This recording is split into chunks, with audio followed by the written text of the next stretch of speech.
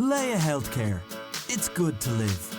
Proud sponsor of the Real Health podcast with Carl Henry.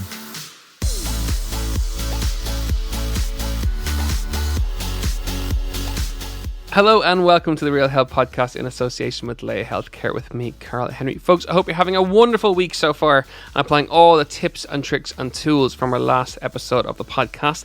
On this week's show, I have, to be honest, one of the topics I've been wanting to cover since we started the podcast nearly a year and a half ago. It's incredibly topical, it's incredibly prevalent all around Ireland, and it's incredibly important to discuss it and open up the discussion around it. And I am you can tell by my voice, I'm super excited. On this week's show, I'm joined by David Nolan of Synapse Performance. He's the head of performance for the Rugby Academy of Ireland, head coach and educator at Synapse Performance, hosting his own podcast, the Synapse Performance Podcast. And he's also, as if that wasn't enough, a PhD student in applied sports sciences in the amazing the university that is DCU in the sports science department there. Take a deep breath, David. That was a serious introduction. How's it going? Very well. Thank you very much. I'm honoured to be here today. Thank you so much for coming in. Folks, the topic that I wanted to chat about to start with David is the whole area and world of steroids and steroids in Ireland across all age levels, across all sports, at different levels of sports. How prevalent is it? Yeah, so I suppose I'd always like to preface this kind of conversation because it's always a contentious issue. So, first of all, I myself am a drug-tested athlete in Irish Powerlifting Federation. I've never used anabolic steroids, but anything I know is from reading the literature, being involved in the Irish fitness industry and the Irish strength and conditioning industry, and then I have friends, especially in the UK, that are doing PhDs in this area around steroid use. So, in terms of prevalence, anecdotally, I think it's highly prevalent in Ireland because of the illicit nature of steroid use. It's very hard to gauge actually how many people use it. And even if we go by some of the indirect measures, we have recent anonymous surveys looking at use in underage athletes. But the problem with anonymous surveys is we know from research looking at these type of studies that even if you know it's anonymous, people still underreport their activities in illicit activities if it's illegal. So even though a certain amount of people are admitting to it, we still know that they're probably underreporting it. So if we look at some of the indirect measures, I think in 2015, 2016, there was nearly 500,000 doses of steroids confiscated by Garda Síochána. So that's kind of an idea of the amount of steroids that are coming in 1 year. In 1 year. So that's just what is being confiscated. I think anyone that is within the Irish fitness industry can see it's highly prevalent. You go into any gym around the country and you can pretty quickly see at least 2 or 3 guys, and increasingly we see women using performance-enhancing drugs as well. So in sports, it's always going to be prevalent to some degree. And we know that we can see the work that people are doing in anti-doping. So in elite performance sport, where there's high risks or high stakes, I should say, and a lot of money, you're going to see people trying to cheat the system. That's inevitable. And that's statistically across all sports, there's going to be people. But where I think the biggest issue within Ireland is just the recreational gym user. We see people that it's not to perform better at their sport. They simply want to look a bit better and kind of have this instant gratification. So they're not, spending 6 months a year to get the results in the gym. They want it quicker, faster. And why that is, be it social media, be it kind of distorted body dysmorphia from a young age, I'm not too sure. But anecdotally, I think we see high prevalence in recreational gym users in Ireland. And how easy can people get them? I remember watching the RT documentary, I think it was last year when it was on in prime time, and I was blown away by... They had an undercover reporter going in to buy stuff, and they had another guy in the gym buying stuff, and it was just like... as much as I'm in the fitness industry, I suppose the segments that I am in terms of as a brand, but on a personal level, wouldn't be high performance. It wouldn't be bodybuilding. It just doesn't float my boat. Yeah. I'm fascinated by it. And grew up around. My mum had a cheese business. We used to supply all the bodybuilding gyms with healthy cheese products and stuff. So I know it, but I don't work in it. But I was blown away by just how easy it is for people to get them. Do you think it really is that easy? I think so. And again, I'm probably coming from a biased perspective as well, because I'm in this quote-unquote evidence-based sphere where it generally leans towards kind of natural athletes. So my perspective is probably biased, but I even know talking to guys, and we see a lot of people in the industry and they're afraid to talk about this because they think it'll have them negatively associated with steroids. But the reality is the physiology of them is quite interesting, but also people are going to take them anyway. So I think we should have this open discussion about it and at least educate people as best we can. But I know from within my own circle, just talking to people on gym floors around the place, they're quite easily accessible now. And a couple of years ago, I think one of the barriers for entry for younger people was just the cost of steroids. But I've heard of people and they can get steroids quite cheaply. And I've heard people shopping around to get the best value, which from my perspective, if you are going to make that transition and take anabolic steroids, I wouldn't necessarily be trying to find who's selling them the cheapest to me. You're not going for the bargain basement product, because of course there's no regulatory industry, so there's no one is saying that this is a quality mark product or standardized product. It could be absolutely anything that the people are taking. And that's the problem. Like when it comes to anabolic steroid use, I have very liberal views. If you're a consenting adult, you understand the risks, and you're not in a drug-tested sport where you're cheating other people. If you're just doing it for your own reasons or you're in a untested sport, then fine. You're a consenting adult, go ahead and do it. But the problem is because of this stigma around it, and I think even some of the messages, anti-steroid messages out there, we're using scare tactics where we've tried it with alcohol, we've tried it with cigarettes. Just knowing the dangers of something doesn't stop people taking them. If you look at nurses and doctors are some of the highest smokers we see across industry. So I think we need to take a different tact and understand that people are going to use them. So there is a way to, quote unquote, minimize risks. Like there's always going to be negative effects to them. But if we know that people are going to take them, we might as well educate them and try minimize any risk that people are going to have. And as you say, there's no quality assurance. Most of these are made in underground labs, or so that is people illegally making them or shipping them in from internationally, trying to get them through borders. And like that, there's no quality assurance check. You don't know what's in them. We can just look into the literature and we cases of people getting infections, kind of going gangrenous, losing limbs, potentially on the extreme end of stuff. So there is that potential that you literally do not know what you are. And people forget, like a lot of people, you have to inject it. Most of you, yes, there's oral steroids, but a lot of people are injecting. So you're literally getting a needle, a syringe, filling with something that you don't know what it really is and injecting that into yourself. So that's a big risk that I think a lot of people shouldn't be willing to take just to look a bit better. For the Instagram selfie body. Yeah, and like I've talked to people at the elite level. There's a couple of sports scientists and very well-known, very respected people in the industry who are open about their own steroid use.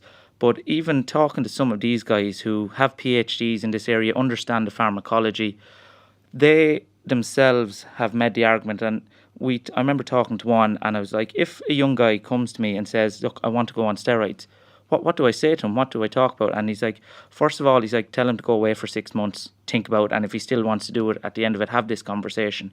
He himself competed as a natural bodybuilder for 10 years and got to his genetic potential essentially, and then at that stage he realized, if I go enhanced, I have the potential to be the best there ever was. And at that stage he made the decision, I know what the health consequences are going to be, but I'm prepared to make that decision. And he's like, at that stage I was in my 30s, I was much more comfortable with who I was as a person, and I was informed and made an informed decision to make that transition.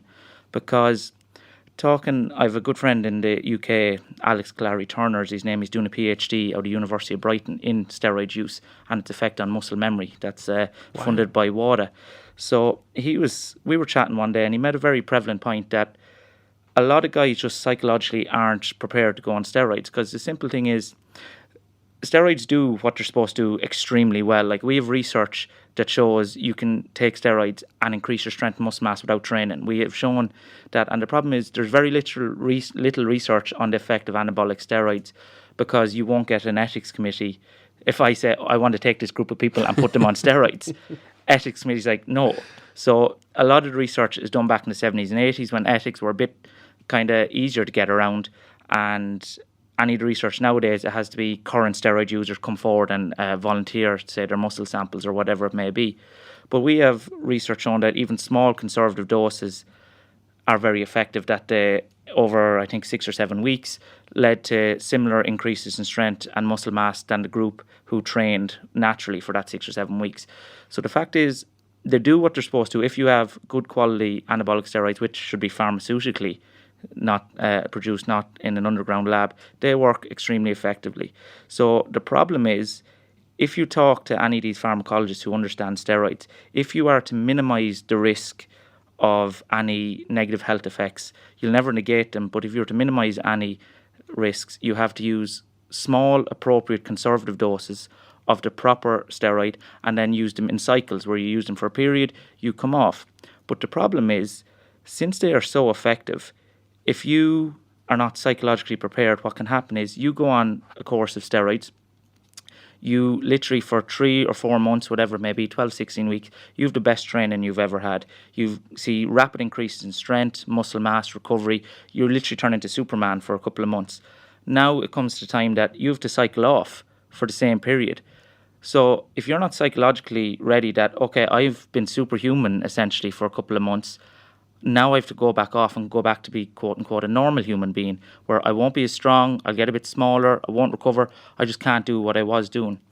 A lot of guys psychologically can't handle that, and that's where we see guys who do not cycle off, do not use post-cycle therapy. They end up in this kind of cycle of constant steroid use, abusing it with doses that are too high, that they turn off their own testosterone production, and then that's where you lead down the line to chronic steroid abuse, which can lead to infertility, can lead to hypogonadism, where you just don't produce your own sex hormones anymore, and can lead to all these kind of negative effects. And the research, especially from my perspective, if anyone was ever considering it, we don't know the long-term effects on cognition, whether it changes brain chemistry or anything like that. So those are the main things that people need to consider. So if you are a young person, you're probably not in the right mental state to be able to be objective with your own steroid use if that is something you want to consider using.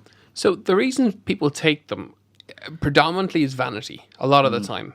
But in terms of, and you mentioned a few of them there, in terms of other reasons, so you're basically looking at recovery, strength gains, mass gains in terms of size, being able to train harder for longer. Yeah, so you'll often hear the people who are usually they're pro-steroid, they're like, oh, it doesn't give you that much advantage, it just allows you to train a bit more, where we know it causes increases in muscle growth, so it allows you to get higher levels of muscle mass. It does have direct increases in strength, but that's not so much through the muscle function. There's potential neurological ways of increasing strength, but essentially it allows you to build more proteins, more actin-myosin in the muscle, build more muscle mass. You also increase myonuclei density, and over time you get to be a bigger human, basically bigger muscle mass with a bigger potential for strength gains. So if you are competing in something like powerlifting, bodybuilding, that's going to be a big advantage. In other sports where relative strength, your strength towards your body weight's more important, its advantage is kind of a little bit murky. So if it's a sport that just relies on absolute strength and power, then steroid use is going to be beneficial to you. But as you said, I'm not a psychologist. I'm not going to sit here and try to guess why people use them. They're multifaceted. But I think anecdotally, a lot of guys are just getting on them because the barrier to entry now is much lower than it has been before.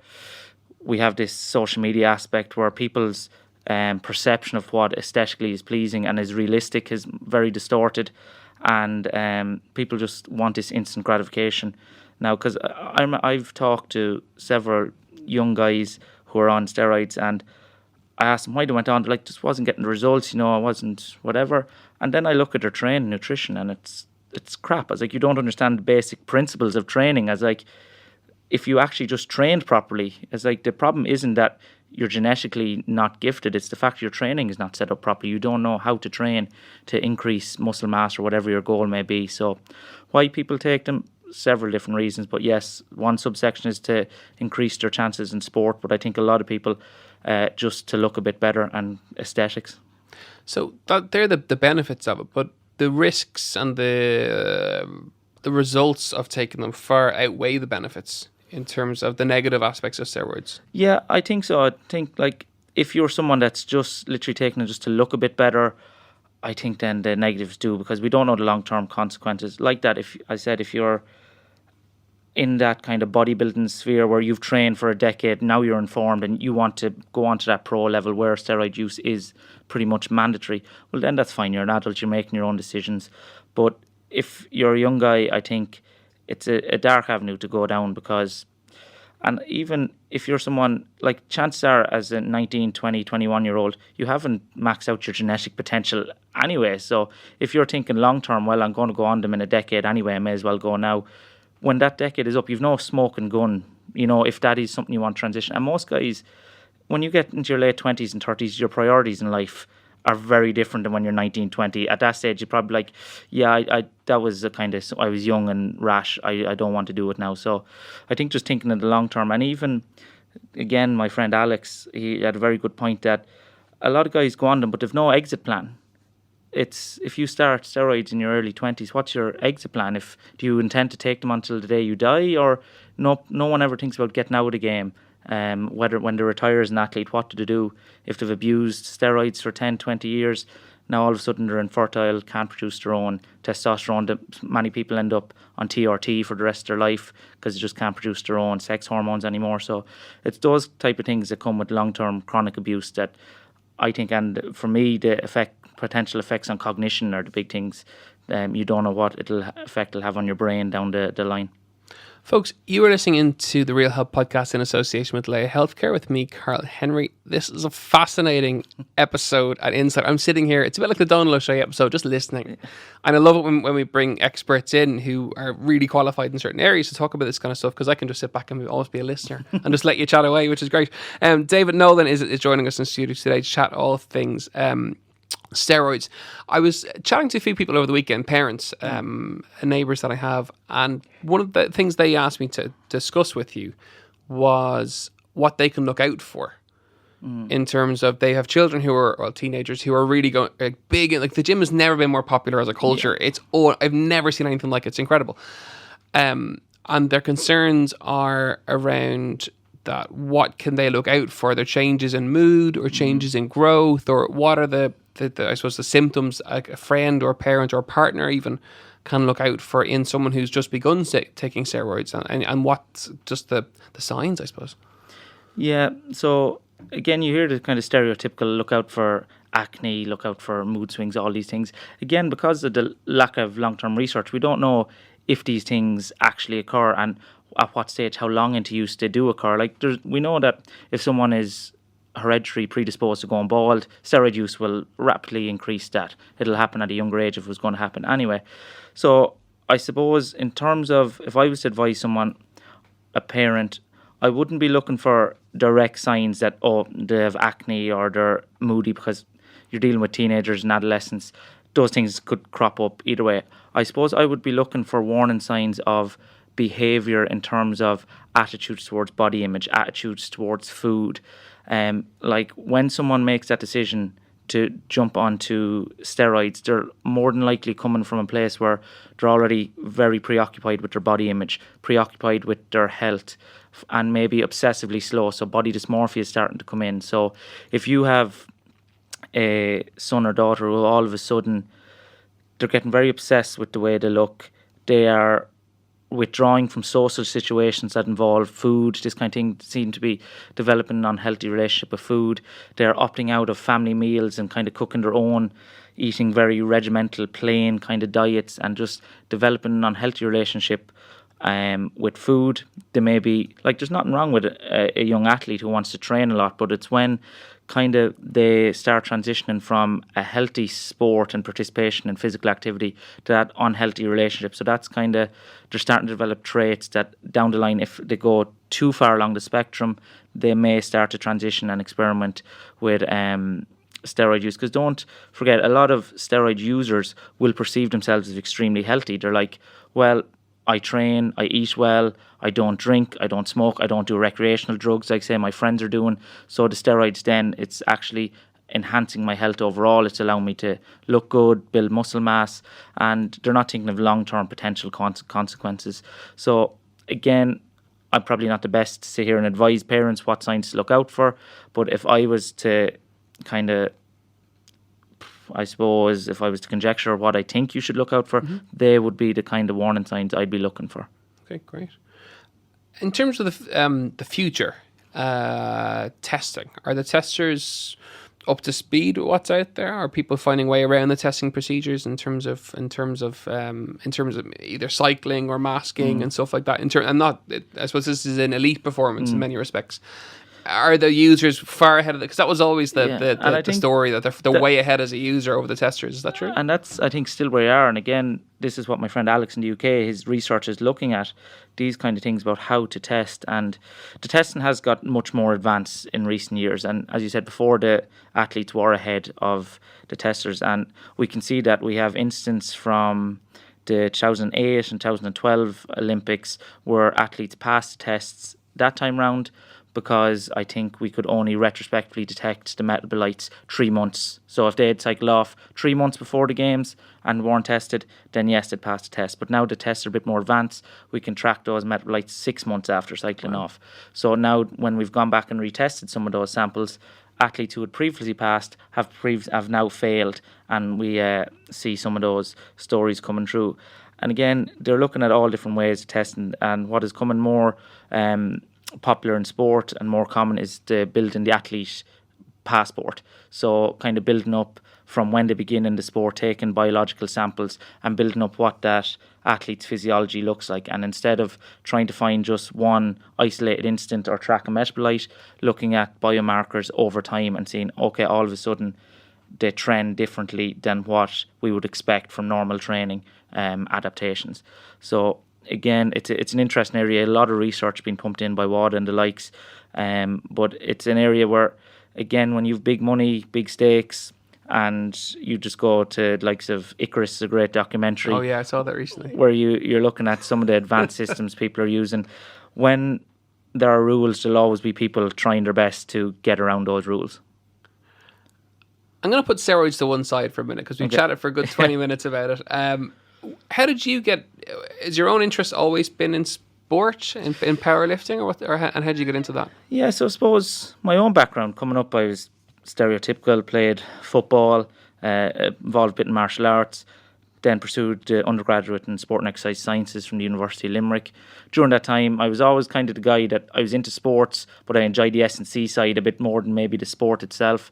So then I transitioned into drug-free powerlifting with the Irish Powerlifting Federation and compete in that now. And then after I finished up my undergrad, went to UCD for a while, worked as a nutrition researcher there, and now I've transitioned across as a PhD researcher in DCU.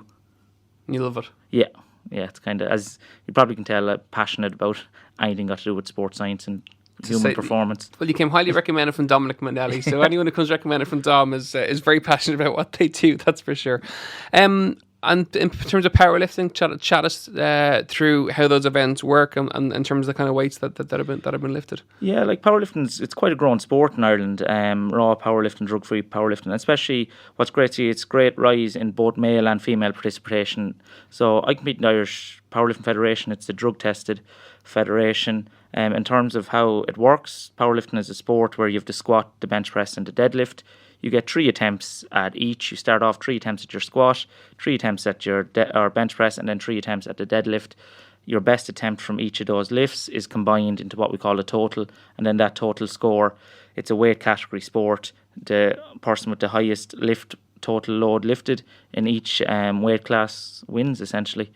In Ireland, again, it's as I said, a growing sport, and we're starting to compete well on international stage.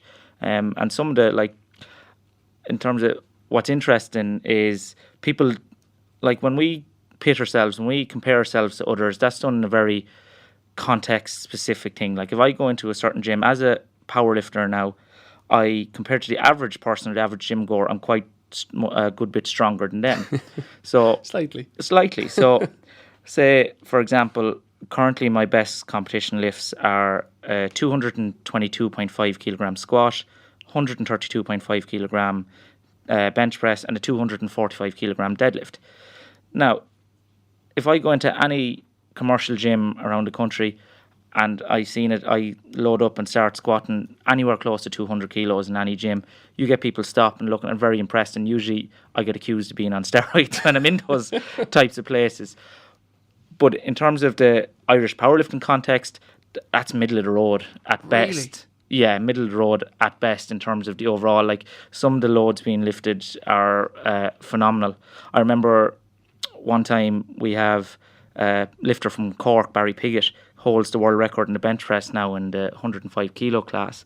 But I remember we were training for a meet about maybe a year and a half ago. I was down in Cork, lifting in the gym down there, and I was working up to a RPE 8 single on the squat. And I remember I squatted 210, and it was tough enough. I was like, okay, that's about it. And then I look over in the corner, and here's Barry bench pressing 210 for a triple.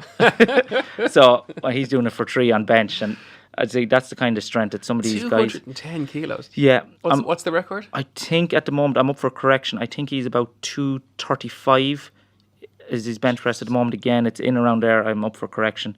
But yeah, it's phenomenal. You've guys like this walking around Ireland, and people have no idea. Like, but the sport is growing in Ireland, and it's great to see. And even across the demographics, we've a lot of masters lifters, people in their 50s, 60s getting into it now. So we know that preserving muscle mass and strength as we age is crucial in terms of longevity, reducing all-cause mortality, and improving quality of life as people age. So I think the message needs to change, that people need to resistance train as much as possible.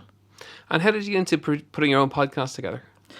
I suppose that started when Synapse Performance started while I was in my undergrad, just as a little kind of Facebook page. Was putting out sports science content, and my aim was to aim it towards sports science students.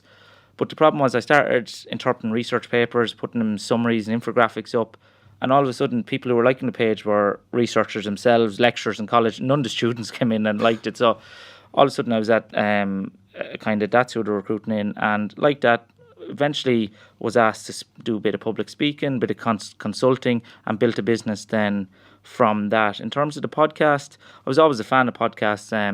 Danny Lennon, a friend of mine, Stigma, yeah, he has probably the best, apart from your own, maybe.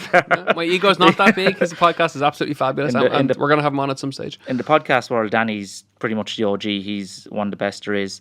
So he had the podcast, and I remember humming and hawing about getting my own, and then my girlfriend Isha just one day bought a microphone. She's like, just go do it. You know what I mean? So pulled the trigger.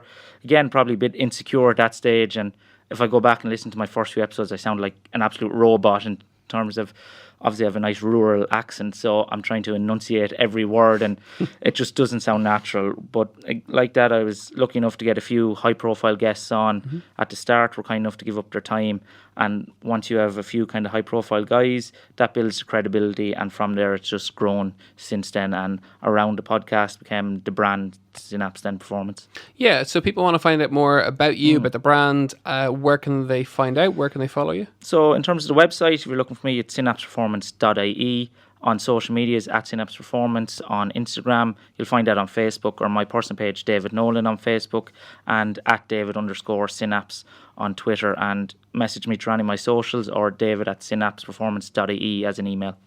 David Nolan, thank you so much for joining us on the Real Health Podcast today. An absolute pleasure. Folks, I do think it's important to state, in the interest of balance, off the back of the RT Investigates programme in February 2019, we did put a call out through our social media channels for a steroid user to come on the podcast. We would give them a platform, they could have an open discussion that we wouldn't edit, and that we would put out to our listeners with the doctor as well.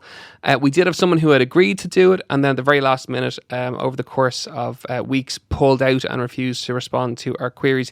If you're listening in and you are a steroid user and would like to come on and defend use of steroids with a doctor on the podcast, do let us know and get in touch. As a platform, we are very non-biased. Our job here is to educate our listeners in terms of different aspects of health. Steroids is a really, really big one. I'm so passionate to have someone on to talk about it, and really in a very relaxed way. So if you're using them and you want to come on and defend your use, or tell us all about that story or your usage of them, do get in touch and let us know. It's realhealth@independent.ie, or DM me on Instagram or Twitter. It's @CarlHenryPT. And we will very happily give you the same platform that I've given David to come in and chat to us today. You're more than welcome. Just let us know. Folks, above all, have a wonderful week. Take the snippets and the education from the podcast, and having guests like David in to give us this kind of information. Use it, spread it, talk about it.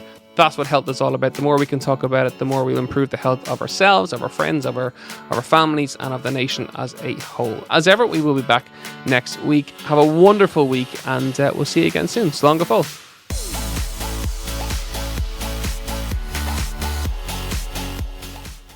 Leia Healthcare. It's good to live. Proud sponsor of the Real Health podcast with Carl Henry.